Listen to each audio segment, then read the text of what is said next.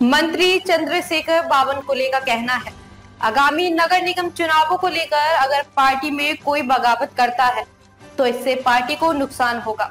अगर आप गलत बटन दबाएंगे तो देवेंद्र फडणवीस सरकार और केंद्र सरकार की योजना ध्वस्त हो जाएगी। इसलिए गलत बटन दबाकर भंडारा को बर्बाद मत कीजिए। भंडारा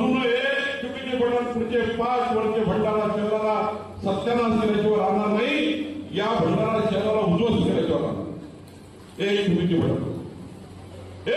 बटन तुमच्याला, एक चुकीचे बटन साकोलीला, पवनीला, आणि त्यामुळे नेत्यांनी विचार करायचा। आवेशामध्ये तिकीट न भेटल्याच्या रागामध्ये आपण त्या ठिकाणी खडा तमाशा उभा करतो। पण एक चुकीचं मत तुम्ही केलेली एक बंडखोरी ही पक्षाला किती नुकसान करेल, येणाऱ्या विकासाला किती नुकसान करेल। पक्ष एवढा मोठा झाला की 51% मत मिळाले, 1.5 कोटी सदस्य त्या पक्षाची आहे। एक नगरपालिकेने कमी जास्त होणार नाही, पण देवेंद्र फडणवीस सरकारचा, मोदी सरकारच्या योजनेचा पट्ट्याबोळ झाल्याशिवाय राहणार। आपल्या पक्षाची इज्जत पाहावी लागली असताना एक जरी कार्यकर्ते बदनामी केली, पंकज परनेने मी 5 वर्ष आमचे दरवाजे बंद केल्याशिवाय राहणार नाही, हे आपण लक्षात ठेवू द्या। ना परने आपल्याकडे, ना पंकज, आणि मी आता पोलिसांकडे मागवणार, आपले सर्व्हिलन्स पण टाकणार।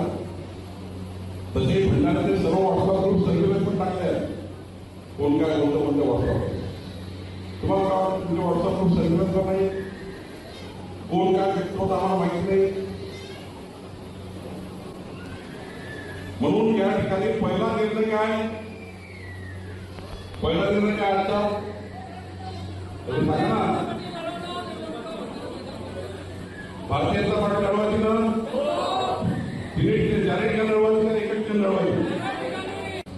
तुम्ही 51% ची लढाई लढा, मी पूर्ण सरकारचा जेवढा पैसा लागेल तेवढा मी भंडारा, साकोली, तुमचा, सौदीकरचा आणि व्यवस्था आहे।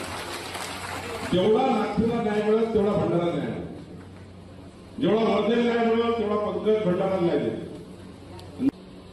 जेवढी ताकद आम्ही विधानसभेच्या निवडणुकीमध्ये आपले आमदार निवडून आणण्याकरता लावली, 288 पैकी 237, भाजपा 149 पैकी 137 आमदार भाजपचे निवडून आले, 92% आमदार निवडून आले। त्यापेक्षाही जास्त ताकद भंडारा जिल्ह्यामध्ये लावणार आहे, तुमच्या कार्यकर्त्याच्या निवडणुकीत लावणार आहे, विधानसभेत